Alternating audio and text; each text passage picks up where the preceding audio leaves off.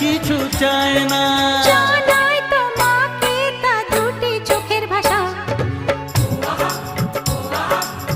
এই তো ভালোবাসা।